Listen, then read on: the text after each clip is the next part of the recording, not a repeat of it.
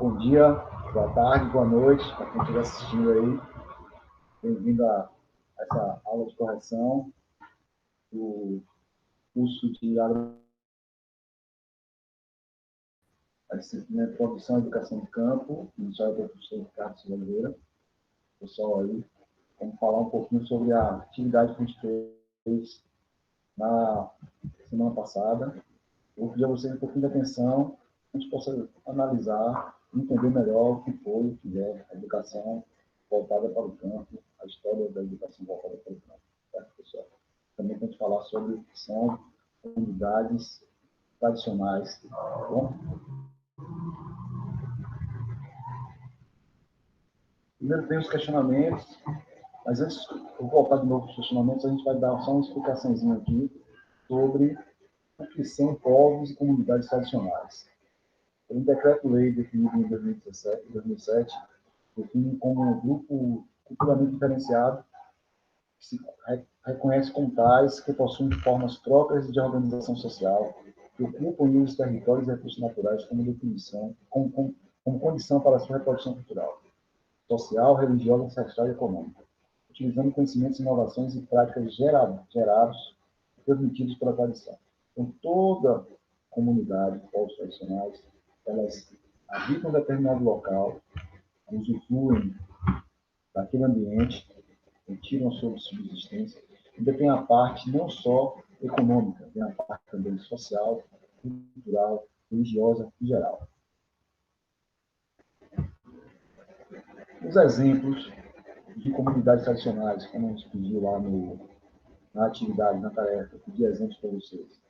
Aqui que a gente tem mais conhecimento, que a gente sabe um pouquinho mais. Comunidades quilombolas, os pescadores artesanais, as marisqueiras, os ribeirinhos, os castanheiros, os seringueiros, que são muito da região norte, certo?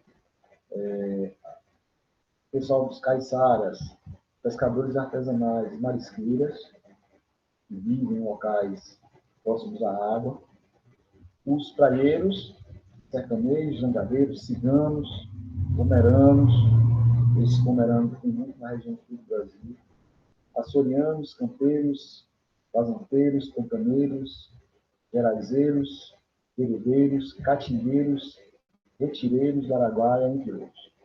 Vocês irão encontrar na sala de aula lá o material, onde vocês podem até dar uma olhada melhor e exemplos melhores dessas comunidades tradicionais. Compreender que a característica da comunidade tradicional, gente, ela é relacionada tanto com o espaço onde eles habitam, onde tem a reprodução cultural, social e econômica dessas comunidades. As comunidades fazem todo um trajeto visando a parte econômica, a parte social e cultural, para ser uma comunidade tradicional mesmo. Nesses territórios que são simbolicamente são impressas a memória e a base material de significados culturais que compõem a identidade do grupo. Então, cada grupo tem uma identidade cultural. As manifestações artísticas e culturais próprias daquele grupo e também as características do que eles plantam, do que eles colhem, do que eles têm como tradição, do que eles têm como educação. A educação não é somente a educação voltada da escola, mas a educação em si no todo. A educação sobre os temas tradicionais, o que deve ser feito com a terra, como sobreviver à terra, qual cultura plantar naquela terra, que época do ano plantar naquela terra. Tudo isso é relacionado à parte educacional deles também, além da econômica. E também outro fator marcante é o desenvolvimento sustentável, que a gente tanto fala na aula, não é isso? É quando o uso dos recursos naturais de forma equilibrada, como se utilizar a terra e não deixá-la nunca escassa, deixar ela, botar assim, estéril, sempre buscando o desenvolvimento sustentável. Preocupação em manter os recursos para as futuras gerações. Comunidades são marcadas pela economia de subsistência, aquela economia onde ele planta e colhe para sobreviver. Mas vamos falar agora sobre um pouquinho sobre o histórico da educação no campo, certo, pessoal? Como vocês já estudaram história nas séries anteriores, a educação no campo do Brasil começa desde o Brasil colônia, com a chegada dos jesuítas, que foram primeiros percussores a tentar ensinar botar assim, uma cultura elitista, uma cultura voltada às letras, à matemática,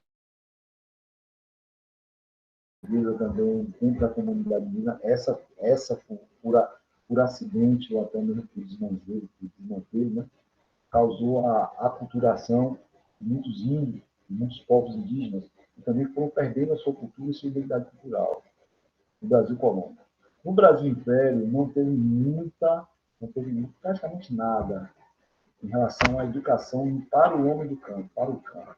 Por que no Brasil Império? O Brasil Império foi voltado ainda, tanto no Brasil colônia como no Brasil Império, foi voltado ainda para as partes onde a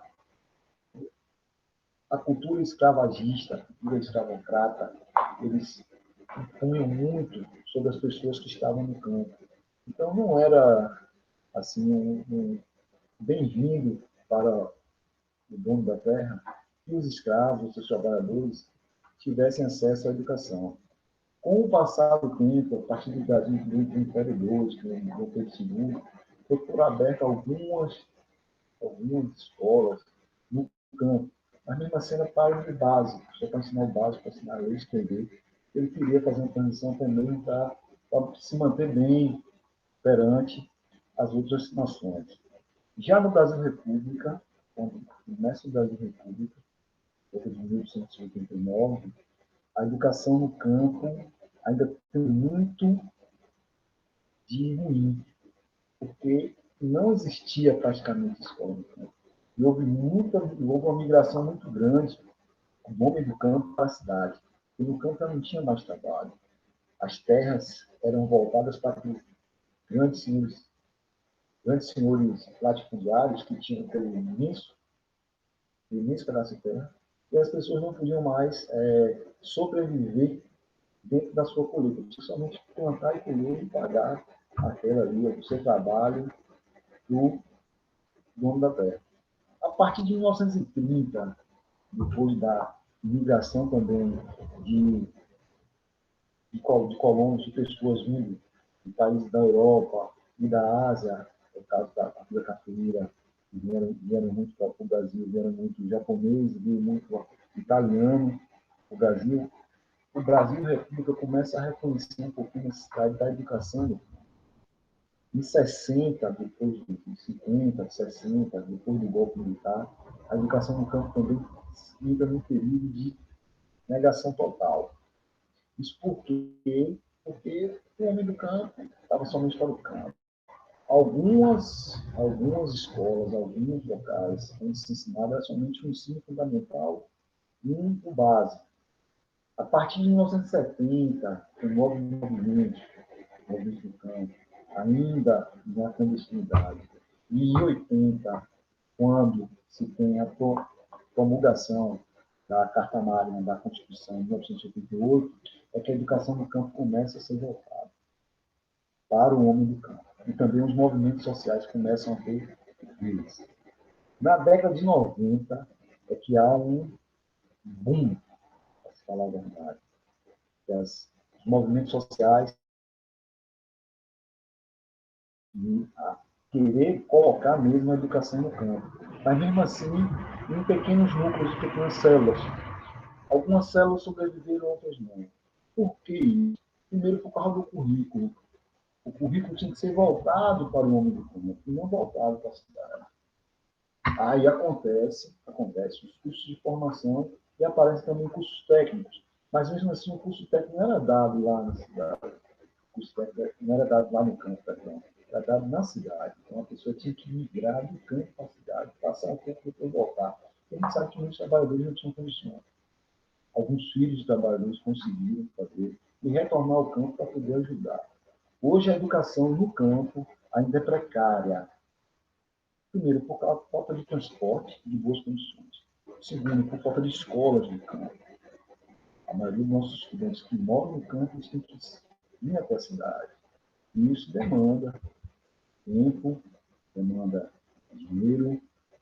Nem sempre o governo municipal, estadual e federal oferece boas condições oferece uma educação, até mesmo uma alimentação digna para essas pessoas que moram no campo. Hoje mesmo, para você sentir inicialmente o grano que está. Olha a nossa quarentena, como está ruim para as pessoas que moram no campo, nossos estudantes que moram no campo. Se está ruim para alguns que moram na cidade, que não têm acesso à internet, imagine para quem mora no campo e não tem acesso à internet. Então, a gente está observando que a educação no campo precisa ser melhorada, precisa ser vista com mais carinho pelas entidades, pelo MEC, pelas secretarias estaduais e municipais de educação. E tentar retornar. O que fazer? Tem uma perguntinha lá na sala de aula. O que fazer para melhorar a educação no campo?